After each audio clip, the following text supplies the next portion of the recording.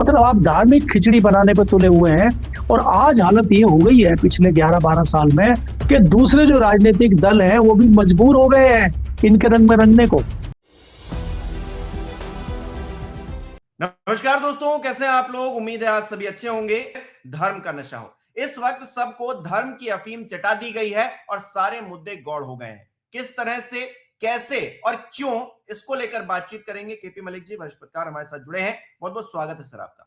धन्यवाद हिमांशु जी। केपी मलिक जी, इन दिनों जो राजनीति चल रही है वो धर्म, मंदिर, मस्जिद, बस इसी के इर्द गिर्द घूम रही है। लेकिन एक दौर था जब विकास के नाम पर राजनीति होती थी, जवाबदेही के नाम पर राजनीति होती थी। वो राजनीति अब बदल कर इस मुहाने पर खड़ी है कि जो मंदिर बनवाएगा, जो हिंदुओं की बात करेगा या जो मुसलमानों की बात करेगा, वही आगे रहेगा, बाकी सारी चीजें दरकिनार हो जाएंगी। केपी मलिक जी। देखिए हिमांशु जी, अगर आप देखें 2014 में भाजपा की सरकार बनने से पहले तमाम सियासी दल चर्चा करते थे, काम करते थे, बात करते थे।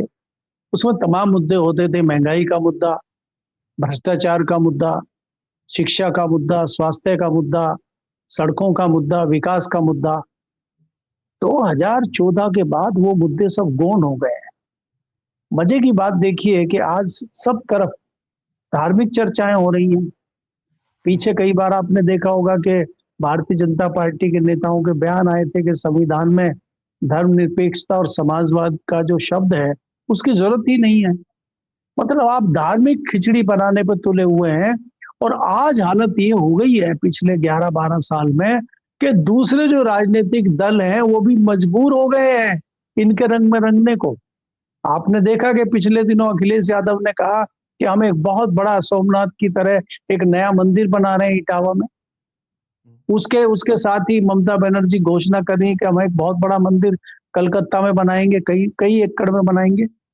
तो ये कहाँ आ गए हम। अब आप क्या है कि युवाओं की रोजगारी का मुद्दा छोड़ के, भ्रष्टाचार के मुद्दे छोड़ के, स्कूल कॉलेज के आईआईटीज के मुद्दों को छोड़ के, विकास के मुद्दों को छोड़ के, भाई हम चाइना से बात कर रहे हैं, चाइना से हमारी लड़ाई है। चाइना टेक्नोलॉजी में कहाँ है, चाइना क्या कर रहा है, उसको छोड़ के उससे लड़ाई लड़ने की बात पे हम धार्मिक पे आ गए। बड़ी हास्यास्पद बात है कि पीएमओ का नाम बदला जा रहा है, उसका नाम भी तीर्थ रखा जा रहा है, सेवा तीर्थ। यानी कि आपको थोड़ी सी झलक मंदिर की उसको भी देना चाह रहे हैं।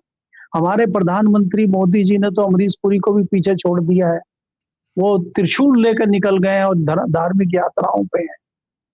तो आपको ये देखना होगा कि हमारी जो प्रतियोगिता है, हमारी जो लड़ाई है, हम चाइना के साथ या दूसरे लोगों के साथ कंपटीशन कर रहे हैं किसी भी चीजों में, हम कहाँ हैं और वो कहाँ हैं। चाइना में तो धार्मिक कोई मामला है ही नहीं। वो तो बड़े, वहां तो कोई धार्मिक पाखंडवाद और इस तरह की कोई चीजें चलती नहीं। मेरे हिसाब से तो वो नास्तिक देश है, तो उनके ऊपर तो कोई इस तरह की आपत्ति आ नहीं रही, उनको तो कोई दिक्कत हो नहीं रही।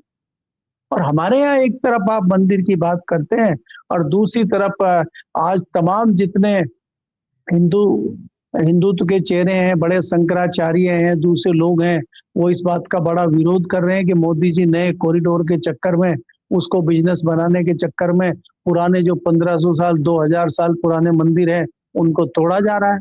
उनका बड़ा विरोध हो रहा है। तो ये क्यों हो रहा है।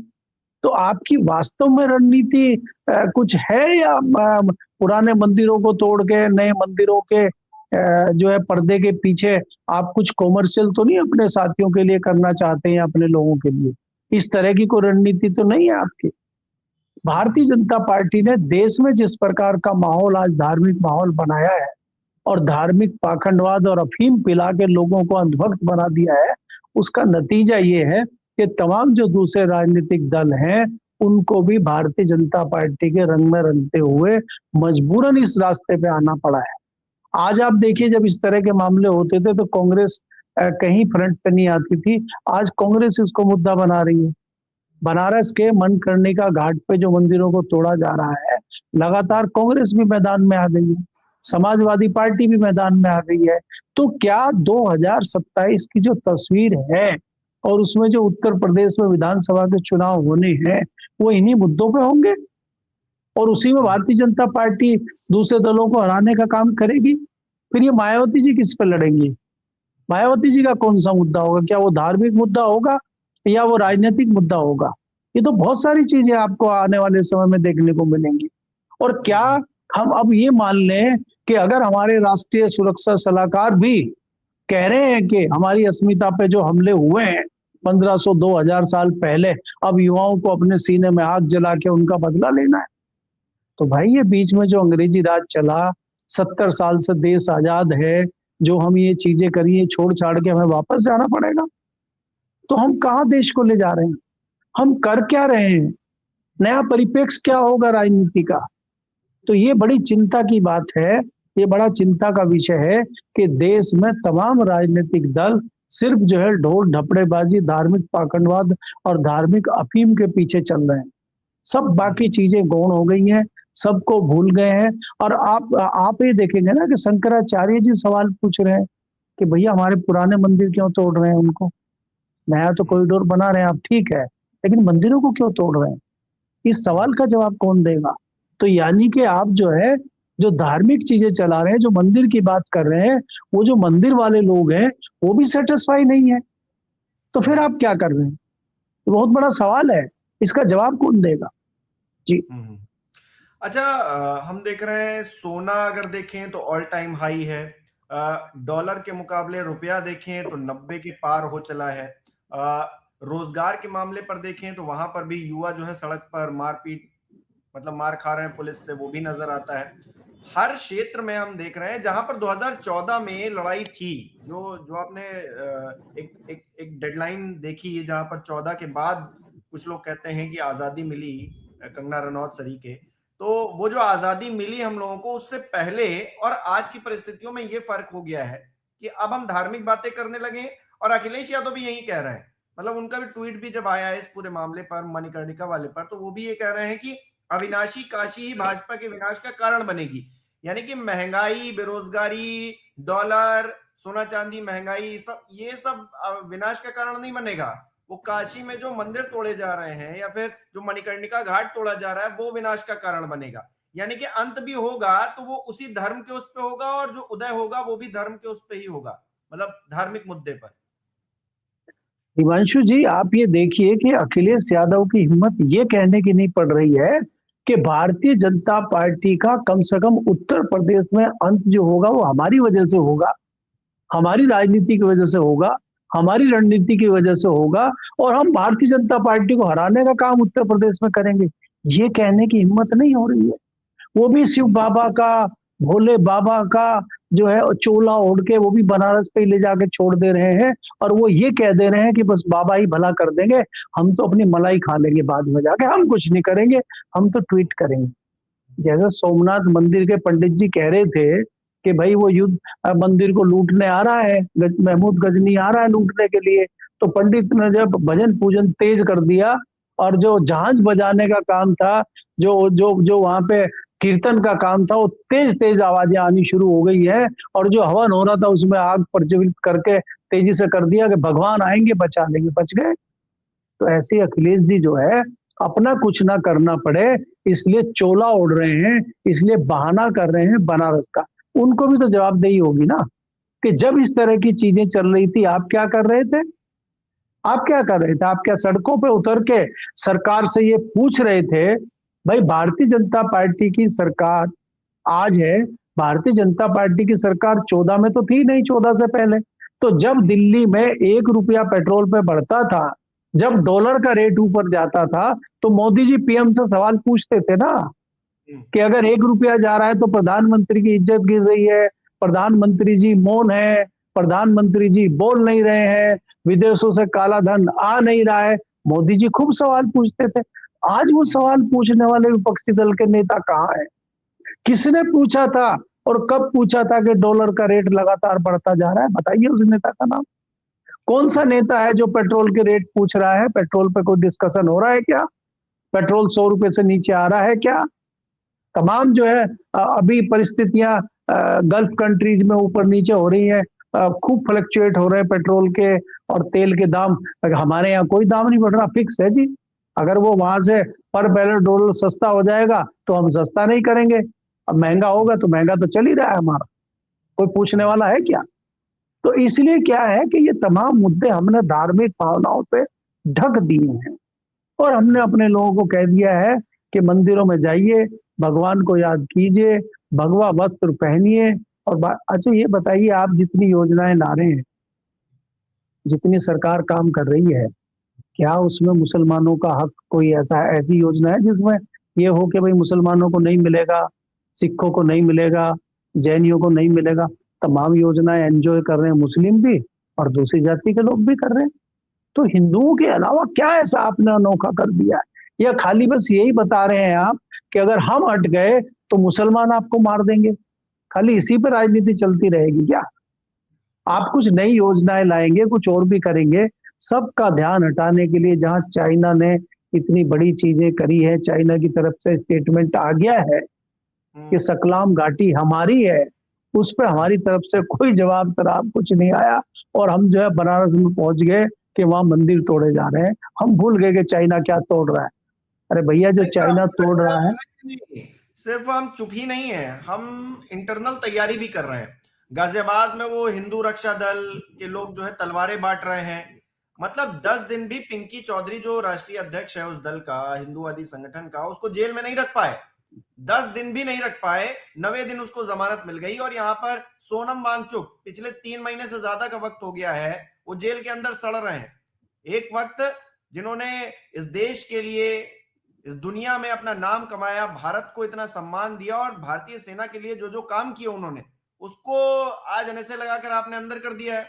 और ये जो पिंकी चौधरी तलवारें बांट रहा है, ये वापस आ गया और ये वापस आकर गाजियाबाद की सड़कों पर शक्ति प्रदर्शन कर रहा है। उनके लोग जो हुटर बजा रहे हैं, कह रहे हैं शेर आया, शेर आया। और यहाँ कैबिनेट मिनिस्टर, हिंदू संगठन की क्या ही बात की, कैबिनेट मिनिस्टर ओम प्रकाश राजभर, वो कह रहे हैं आपको असलहा चाहिए, आपको जो अनलाइसेंस्ड होते हैं ना, बिना लाइसेंस की जो बंदूकें होती हैं वो चाहिए, तो हमसे ले लीजिए, आइए 18 जनवरी को आजमगढ़ में। तो ये तो हो रहा है, सुरक्षा के लिए ये कर रहे हैं हम लोग। नहीं देखिए हिमांशु, आपको ये तय करना पड़ेगा या आपको ये देखना पड़ेगा कि पिंकी चौधरी जो है वो हमारे सनातन धर्म को बचाने निकले हैं, तो उनको हम ज्यादा दिन जेल में नहीं रखते। वो हमारा जो है तलवार लेकर निकल गए हैं वो मैदान में, और वो हिंदू धर्म बचाने निकले हैं, तो उनको तो छोड़ना ही पड़ेगा। वांगचुक जैसे लोग जो हैं वो देश के खिलाफ काम करते हैं, इसलिए उनको जेल में बंद रखा गया है। तो दोनों में फर्क है। अब पिंकी चौधरी को अगर आप जमानत नहीं देंगे तो सनातन और हिंदू धर्म कैसे बचेगा? तो उनको तो बेल देनी पड़ेगी।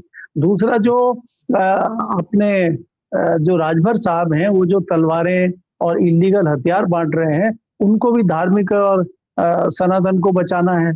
बाबा के नेतृत्व में वो भी ये अच्छा काम कर रहे हैं देश में। अब देश को यही तो चाहिए भाई, देश में हमें धर्म को ही तो बचाना है, हमें धार्मिक चीजों को ही तो बचाना है। हमें नौकरी थोड़ी चाहिए, वो तो सरकार दे रही है हमें 5 किलो राशन, हमारा काम चल रहा है उसमें। तो आने वाले समय में हमें 5 किलो राशन चाहिए और हमें फ्री के हथियार चाहिए हिंदू धर्म को बचाने के लिए।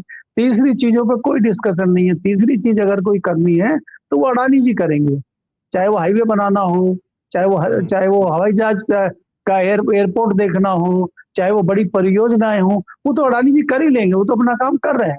हमारा काम है सिर्फ धर्म को बचाना, सनातन को जो है संजो के रखना, हमारा काम वो है, हम उसमें कर रहे हैं। तो यही तो पिंकी चौधरी का क्या इतिहास है?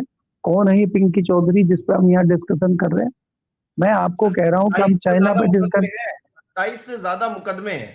बताइए, मैं कह रहा हूँ देश का दुर्भाग्य, सही इंसान है। देश का दुर्भाग्य यही है कि जो चल रहा है आज, आज वो खूब चौपाई हम जैसे लोगों को भी याद आती है, जो बहुत ज्यादा इस तरह की धार्मिक किताबें पढ़ते लिखते नहीं है, लेकिन हमने साक्षात सुनी है रामलीला में वो चौपाई कि हंस चुगेगा दाना दुनका और कौवा मोती खाएगा। वो जमाना चल रहा है। अब जो देश के लिए कुछ करेगा वांगचुक, वो जेल जाएगा और पिंकी चौधरी तलवार लेके निकलेंगे। आप 28 मुकदमे करिए, चाहे 1800 मुकदमे करिए, वो जेल नहीं जाएंगे। आपके बाबा राम रहीम जो हैं, उनकी तुरंत बेल हो जा रही है। वो अच्छा काम कर रहे हैं देश के लिए, भले ही वो 10 बलात्कार और कर दें, लेकिन वांगचुक जेल में रहेंगे। तो इसलिए यहाँ पे देश में एक नई रणनीति बनी है, एक नई तरीका हमने अपना लिया है सत्ता में रहने का, और सत्ता में इसी प्रकार से रहा जाएगा। इसीलिए मैं अंत में आपको ये बताना देना चाह रहा हूँ कि जिस प्रकार से कलकत्ता हो, उत्तर प्रदेश हो, देखिए दोनों राज्यों में चुनाव आने वाले हैं, हमारा फोकस चुनाव में है और यहाँ हम खाली बीजेपी को कटघरे में नहीं खड़ा कर सकते, अकेली पार्टी को। हमें कटघरे में दूसरे राजनीतिक दलों को भी कटघरे में खड़ा करना पड़ेगा। भारतीय जनता पार्टी ने अपनी रणनीति अगर बनाई है सत्ता को हासिल करने के लिए और धार्मिक उन्होंने चोला पहन लिया है, तो दूसरी जो सत्ताधारी पार्टी बनना चाह रही है, चाहे वो समाजवादी हो चाहे वो तृणमूल हो, तृणमूल अपनी सरकार को बचाना चाहती है, तो वो भी तो धार्मिक रंग में रंग रही है ना। वो तो नहीं कह नहीं रही कि नहीं, हम यहाँ पर धार्मिक तो चीजें सर, नहीं करने यहाँ पर देंगे। तो सर बीजेपी की तारीफ करनी होगी कि उसने जो रणनीति अपनाई, दूसरों को भी मजबूर कर दिया। दूसरे जो अहम मुद्दे हैं उनसे भटक कर उन्हीं मुद्दों पर आ गए जिन पर भारतीय जनता पार्टी राजनीति करवाना चाह रही है और करना चाह रही है। तो वो सब जिस तरह से वो घुमाना चाह रही है, वो एक पपेट वाला नहीं सिस्टम है, तो वो वही हो गया है मामला। अब विपक्षी दल के जो बड़े बड़े नेता हैं वो भी वही काम करने लग गए। भाई इसीलिए मैं आपको कह रहा हूं ना कि भारतीय जनता पार्टी का जो तंत्र है, भारतीय जनता पार्टी को भले ही आप कुछ भी कहिए, लेकिन भारतीय जनता पार्टी ने दूसरे जो राजनीतिक दल हैं उनको मजबूर कर दिया और उनको आना पड़ा है। जो एक ही घाट पे आज भारतीय जनता पार्टी शेर और बकरी को पानी पिला रही है। जो कभी विरोध करते थे धार्मिक चीजों का, मंदिर की बात को छोड़ के वो विकास की बात करते थे, वो शिक्षा की बात करते थे, वो रोजगार भ्रष्टाचार की बात करते थे, उन्होंने भी छोड़ दिया मुद्दा।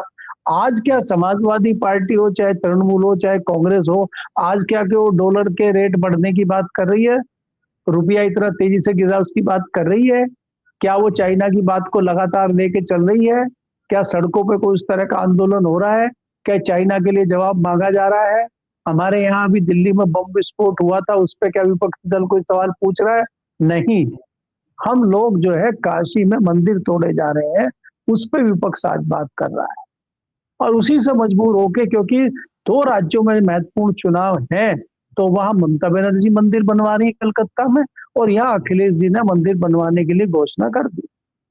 तो अब मंदिर बनेंगे और मंदिरों में रोजगार मिलेगा और मंदिरों में टाइम बिताने का आपको समय मिलेगा, ताकि आप दूसरी तरफ ध्यान ही ना आपका जाए और आप सोच ही ना पाए। इसलिए आप गड़गड़ाहट में रहिए मंदिर की और मंदिर की घंटियों में खोए रहिए और भजन कीजिए और 5 किलो राशन खाइए और मजा लीजिए। ये व्यवस्था आपके लिए कर दी गई। जी बिल्कुल। और विरोध चाहे कोई भी करे, जितना भी करे, बुलडोजर जहां चलना है वहां चल रहा है, वो मंदिर हो या मस्जिद हो। और धार्मिक भावनाएं किसी की आहत होती हैं तो फिर विपक्ष के बयान से होती हैं, विपक्षी नेताओं के कहने से होती हैं। भारतीय जनता पार्टी के लोग चाहे जो करें, कुछ भी नहीं होता है, वो देश के विकास के लिए काम करें। बहुत बहुत शुक्रिया केपी मलिक जी हमारे साथ जुड़ने के लिए, तमाम बातचीत के लिए। हमारे दर्शक किस तरह से देख रहे हैं इस विषय को, हमें कमेंट करके जरूर बताएं। इस वीडियो को लाइक करता है शेयर करना मत भूलिएगा। हमारे चैनल को सब्सक्राइब नहीं किया है तो वो भी जरूर कीजिएगा। बहुत बहुत धन्यवाद आप सभी लोगों का।